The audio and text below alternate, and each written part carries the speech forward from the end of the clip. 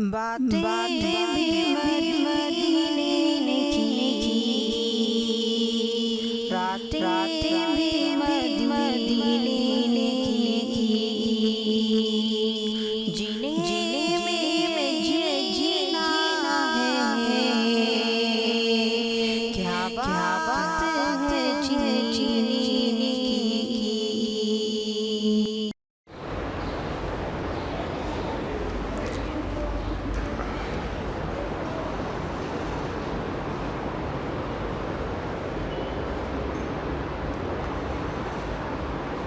السلام علیکم ورحمۃ اللہ وبرکاتہ۔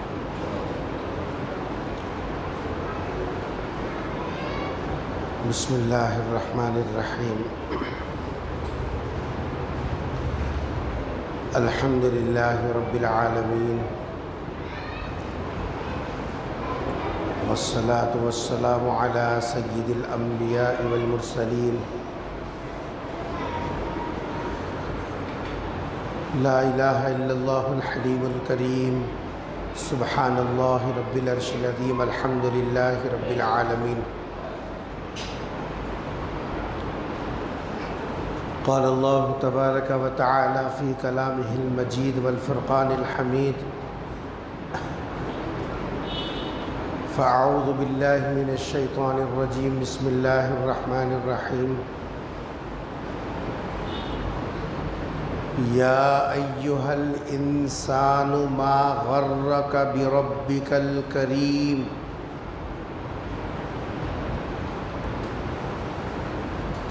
الذی خلقک فسواک فعدلک،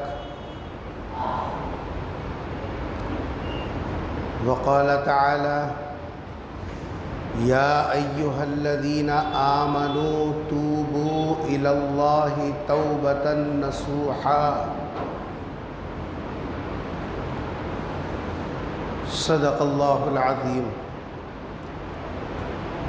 قال النبی صلی اللہ علیہ وسلم من لزم الاستغفار جعل اللہ له من كل ضیق مخرجا ومن كل هم فرجا ويرزقه من حيث لا يحتسب، او كما قال علیہ الصلاۃ والسلام۔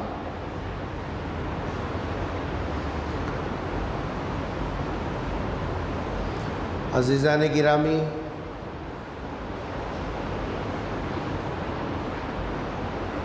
اللہ تبارک و تعالیٰ نے انسان کو اپنی عبادت اور اطاعت کے لیے پیدا کیا،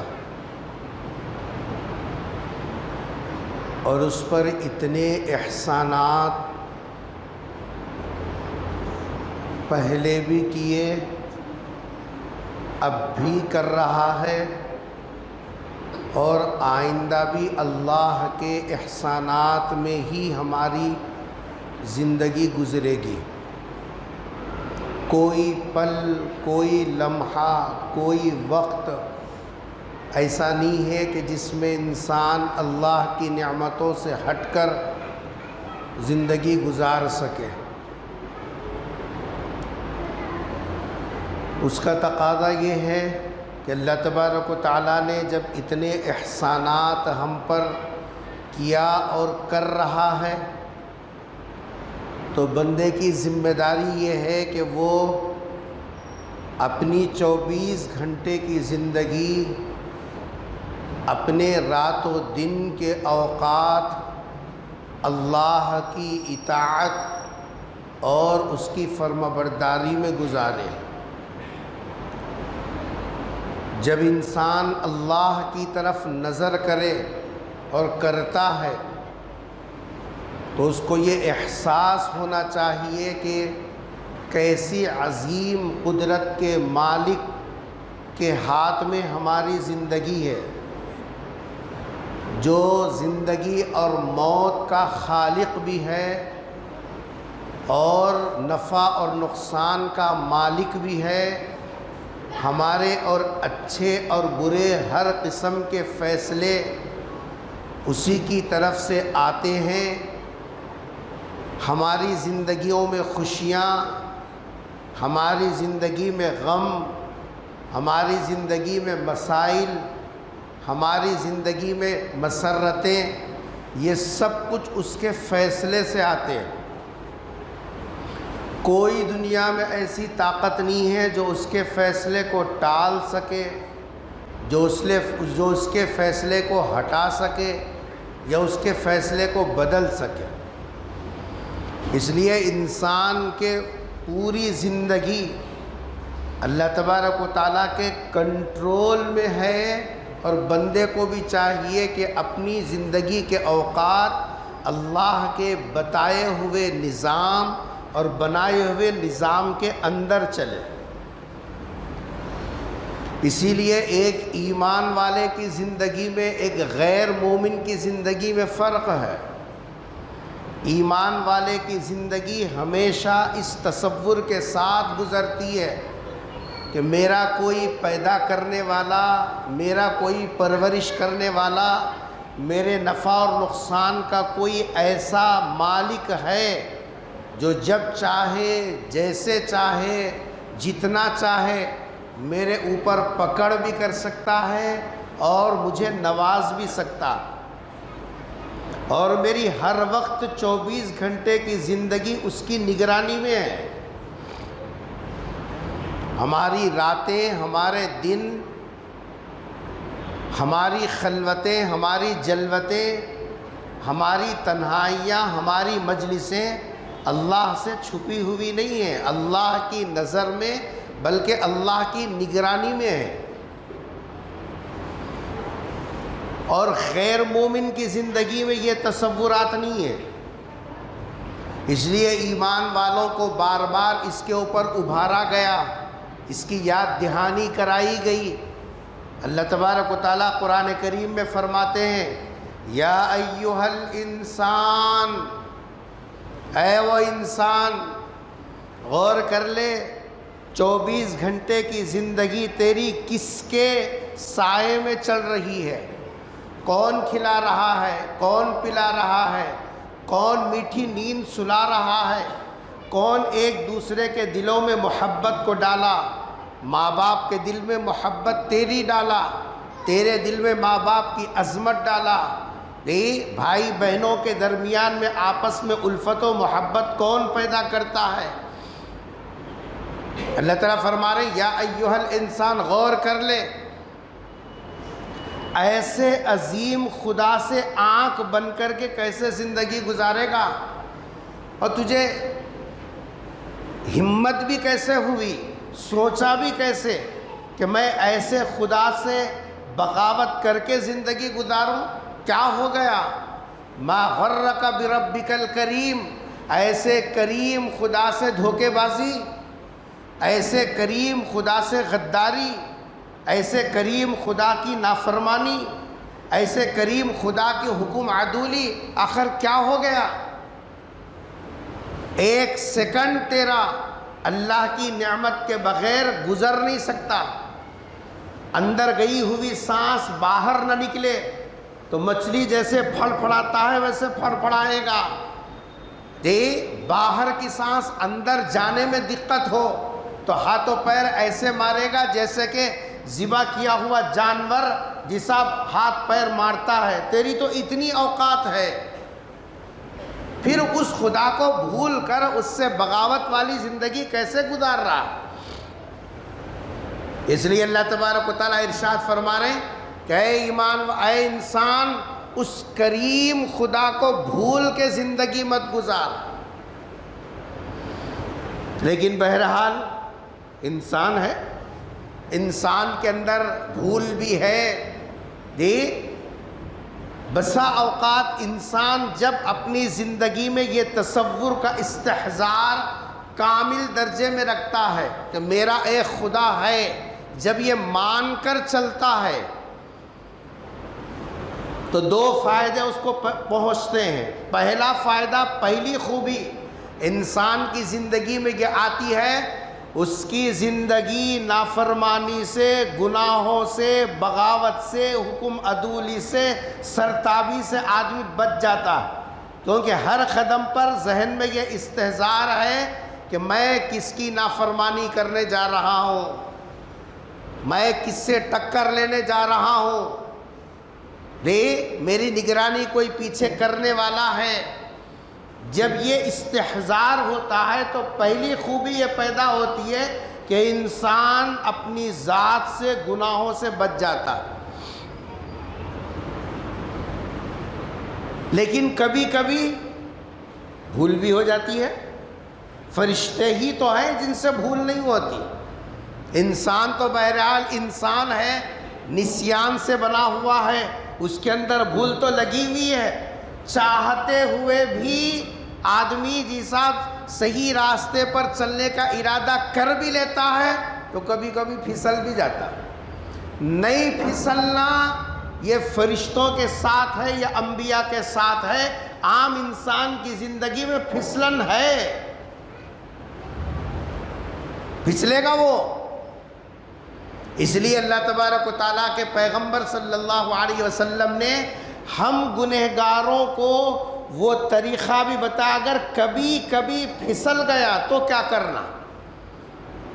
یہ نبی کا احسان ہے ہمارے اوپر، نہیں پھسلنے کا تو سوال ہی نہیں پیدا ہوتا، وہ تو یا تو انبیاء کی جماعت ہے یا فرشتوں کا جساب جو ہے کا حصہ ہے، جو لا یعصون اللہ ما امرہم ویفعلون ما یؤمرون، اللہ کی پل بھر میں نافرمانی بھی نہیں کرتے، جو اللہ نے بتایا بس اسی کے اوپر گامزن رہتے ہیں۔ یہ تو ان کی جساب شان ہے، ان کی پہچان ہے، اور عام انسان تو کبھی ادھر کبھی ادھر ہوتا رہتا۔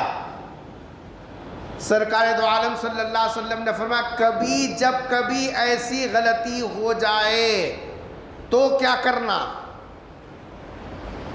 جو حدیث میں نے پڑھی اس حدیث میں رسول اکرم صلی اللہ علیہ وسلم نے اس کا طریقہ بتلایا۔ طریقہ یہ بتلایا، جب کبھی قدم پھسلے، جب کبھی اللہ کے حکم کی ادائیگی میں سستی ہو، جب کبھی اللہ کا حکم ٹوٹ جائے تو بندے کو چاہیے کہ ٹوٹنے پر اس کی تلافی والا عمل کرے، اور وہ ہے استغفار کی کثرت کرنا، توبہ تلافی کی کوشش کرنا۔ قرآن میں اللہ نے فرمایا یا ایھا الذین آمنوا توبوا الی اللہ توبۃ نصوحا، اے ایمان والو سب کے سب اللہ کے دربار میں توبہ کرو، اور توبہ بھی سچی پکی توبہ کرو، کیونکہ یہ وہ راستہ ہے جس میں اللہ تبارک و تعالیٰ کے حکم عدولی کی تلافی ہے، اس میں ناراض خدا کو منانے کا طریقہ ہے یہ۔ سرکار دو عالم صلی اللہ علیہ وسلم نے فرمایا کہ آدمی کیا کرے، استغفار کا اہتمام کرے کثرت کے ساتھ۔ کثرت کس کو بولتے ہیں؟ ہمارے بزرگوں نے لکھا کم سے کم 1200 مرتبہ پڑھنا استغفار کی کثرت ہے۔ کتنے مرتبہ؟ 1200 مرتبہ پڑھنا استغفار کی کثرت کی تعریف میں آتا ہے، آدمی 1200 مرتبہ پڑھے، اور اس کا آخری درجہ ہے 100 مرتبہ تو پڑھنا، کیونکہ رسول اکرم صلی اللہ علیہ وسلم کے معمولات میں ملتا ہے کہ آپ صلی اللہ علیہ وسلم دن میں 70 سے 100 مرتبہ استغفار پڑھتے تھے، اور یہ امت کو تعلیم دینے اور سکھانے کے لیے کہ تمہارا نبی جب دن میں 70 سے 100 مرتبہ استغفار کرتا ہو تو پھر تمہارے اندر بھی تو یہ عادت آنی چاہیے۔ نبی کی نقل کرنا تو جیسا غلام کی پہچان ہے، نبی کے طریقے کو اپنانا تو امتی کی شان ہے۔ پیغمبر صلی اللہ علیہ وسلم جب دن میں 100 مرتبہ استغفار پڑھ رہے ہوں، پھر امتی کو چاہیے کہ کم سے کم آپ کی نقل میں 100 مرتبہ تو استغفار پڑھیں۔ استغفار کی کثرت نیند میں ہیں آپ حضرات؟ کیا سن رہے ہیں؟ کیا بولا؟ استغفار کی کثرت. بولے تو زیادہ پڑھنا. زیادہ کتنا ابھی بتایا میں آپ کو؟ 1200 مرتبہ. جو آدمی استغفار کی کثرت کرتا ہے سرکار 3 بشارتیں دے رہے ہیں اس کو. کتنی بشارتیں؟ نبی کی بشارتیں عام لوگوں کی بشارتیں نہیں ہیں. نبی کی بشارت تو وہ ہے جو ایمان والے کے لیے سب سے بڑی سوغات ہے. ایک غلام کے لیے نبی کی طرف سے ملنے والا تحفہ اور ہدیہ ہے، اور ناقدرہ ہے وہ جو نبی کی طرف سے تحفہ ملے، سوغات ملے، اس کی قدردانی نہ کرے. ایک باپ اپنے اولاد کے لیے جتنا تڑپتا ہے، نبی اس سے کئی گنا زیادہ اپنے امتی کے لیے تڑپتا ہے. باپ بھی نہیں تڑپتا اپنی اولاد کے لیے، اس سے زیادہ ایک نبی امت کی فکر کرتا ہے. سرکار دو عالم صلی اللہ علیہ وسلم نے ارشاد فرمایا، استغفار، اگر تم استغفار کی کثرت کرو گے تو کتنی بشارتیں دے رہے سرکار؟ 3 بشارتیں دے رہے. پہلی بشارت، من لزم الاستغفار، جو استغفار کی کثرت کرے گا، جعل اللہ لہ من کل ہم من کل ضیق جو ہے مخرجہ. پہلی بشارت یہ ہے، اللہ اس کی زندگی کی ہر پریشانی، جو مصیبت اور پریشانیاں اس کی زندگی میں رکاوٹ بنتی ہیں، اس کے لیے مسئلہ بن جاتی ہیں، اس کے لیے ٹینشن کا ذریعہ بن جاتی ہے، سرکار کی طرف سے بشارت ہے، من کل ضیق مخرجہ، ہر تنگی سے اللہ تعالیٰ اس کے لیے نکلنے کا راستہ نکال دیتے ہیں. ہر تنگی سے. کیسی کیسی تنگیاں ہماری زندگی میں آتی ہیں. کبھی انسان دوسرے سے شیئر نہیں کر سکتا، دوسرے کو سنا نہیں سکتا، دوسرے کو بتا نہیں سکتا. ایسی سرکار فرما رہے ہیں، ان پریشانیوں اور مصیبتوں سے نکلنے کا اگر راستہ تم چاہتے ہو تو تم کیا کرو؟ استغفار کی کثرت کرو. اللہ خود انتظام فرما دیں گے، اس تنگی سے نکلنے کا راستہ تم کو نکال دیں. نبی کی بات جھوٹی ہو سکتی ہے، ساری دنیا جھوٹ پر متفق ہو سکتی ہے، لیکن سرکار دو عالم صلی اللہ علیہ وسلم کا فرمایا ہوا وہ حرف بحرف سچا ہے، اور اس کی سچائی میں شبہ بھی کرے گا ہمارا ایمان نکل جائے گا. پہلی بشارت. دوسری بشارت، رسول اکرم صلی اللہ علیہ وسلم نے یہ ارشاد فرمائی، وَمِن كُلِّ ہَمٍ، اور ہر غم سے. ہر غم انسان کو، بعض غم ایسے جو اندر ہی اندر کھوکھلا کر دیتے ہیں. بچیوں کی شادی کا مسئلہ ایسا غم ہے، اسباب نہیں ہے. ماں باپ بوڑھے ہو گئے لیکن ان کی خدمت کا مسئلہ.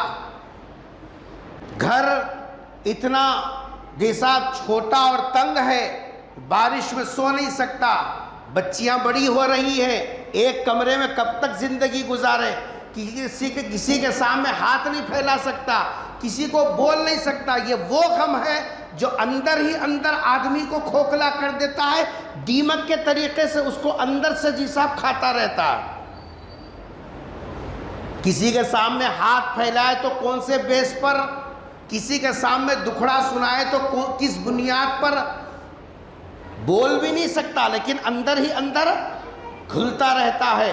یہ جو غم ہے، اللہ کے رسول صلی اللہ علیہ وسلم فرما رہے ہیں، اس غم کا مداوا، اس غم کا علاج، اس غم کی تلافی اگر کسی سے ہو سکتی ہے تو وہ راستہ کون سا ہے؟ استغفار کی کثرت کا راستہ.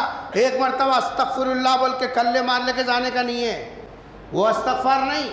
حدیث میں شرط ہے، من لازم الاستغفار، لازم کر لینا، یعنی آپ کے روٹیشن والے اعمال میں یہ بھی ایک داخل اور شامل کر لینا. یہ اسی پابندی پر بشارت ہے. ایک آدھ مرتبہ کان کھینچ لینے سے، کلے بجا لینے سے نہیں ہے. یہ دو بشارتیں. تیسری بشارت سنیے، سرکار دو عالم صلی اللہ علیہ وسلم نے ارشاد فرمائی وَيَرْزُقُهُ مِنْ حَيْثُ لَا يَحْتَسِبُ، اللہ ایسی جگہ سے روزی کے دروازے کھولے گا جہاں سے تمہارا گمان بھی نہیں ہوگا. آج کل بچے بڑی بڑی ڈگریاں پڑھے ہوئے، جی صاحب بڑے بڑے سندیں ان کے پاس موجود، لیکن روزگار کے مواقع نہیں ہیں.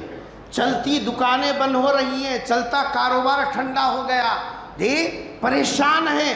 آپ پریشان ہو، قیامت کی صبح تک پریشان رہو گے.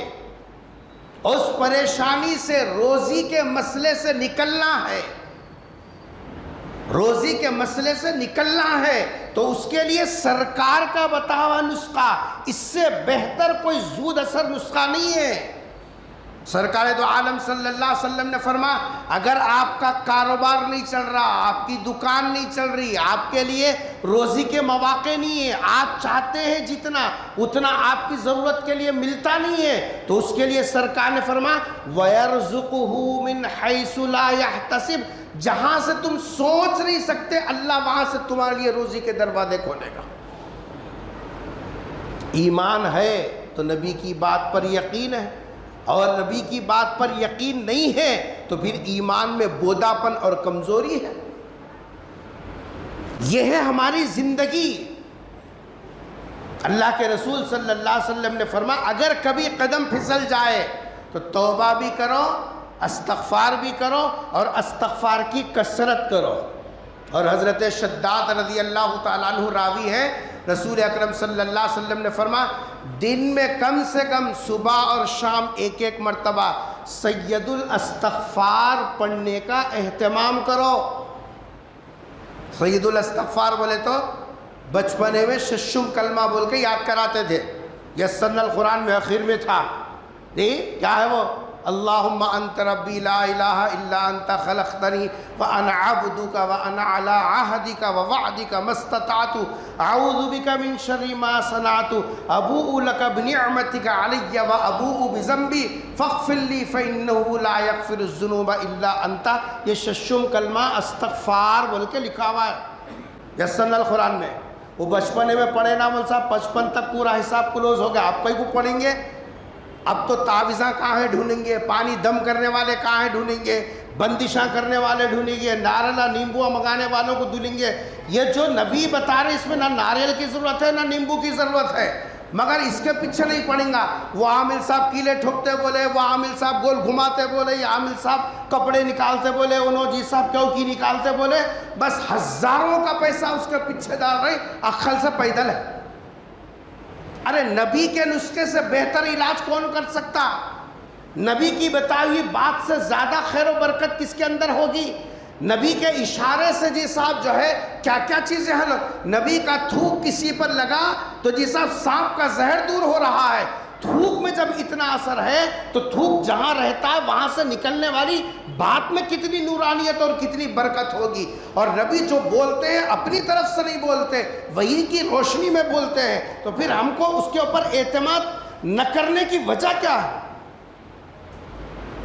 اس لیے آپ کی اس مجلس میں جو پیغام آپ کے سامنے قرآن کریم کی آیتوں اور حدیث مبارکہ کی روشنی میں رکھا گیا، موجودہ بیماریوں کا سلسلہ، پریشانیوں کا سلسلہ، ایک طرف لوگ بیماریوں میں پریشان ہیں، دوسری طرف روزگار کے مسائل میں پریشان ہیں، اور ایسی ذہنی الجھنوں اور ٹینشنوں میں ہماری زندگی گزر رہی، کوئی آدمی کسی کو بول نہیں سک رہا، کوئی کسی کو تسلی نہیں دے سک رہا. ان حالات میں ہر حالت میں ہمارے لیے مشعل راہ سرکار دو عالم صلی اللہ علیہ وسلم کے لائے ہوئے دین میں ہے. اس دین کے علاوہ کسی اور میں سکون نہیں ہے. نبی نے فرمایا صحت کا مسئلہ ہو یا روزی کا مسئلہ ہو یا ذہنی جیسا فکروں کا مسئلہ ہو، ہر مسئلے کا حل نبی کریم صلی اللہ علیہ وسلم نے بتایا. استغفار کا اہتمام کثرت سے کیجئے، دیکھیے اللہ تبارک و تعالیٰ کے دروازے کیسے کھلتے ہیں، کیسے مسائل حل ہوتے ہیں. دعا فرمائیے اللہ تبارک و تعالیٰ ہم سب کو آپ کی لائی ہوئی شریعت کے مطابق زندگی گزارنے کی توفیق نصیب فرمائے. وما علینا الا البلاغ. والسلام علیکم ورحمۃ اللہ وبرکاتہ.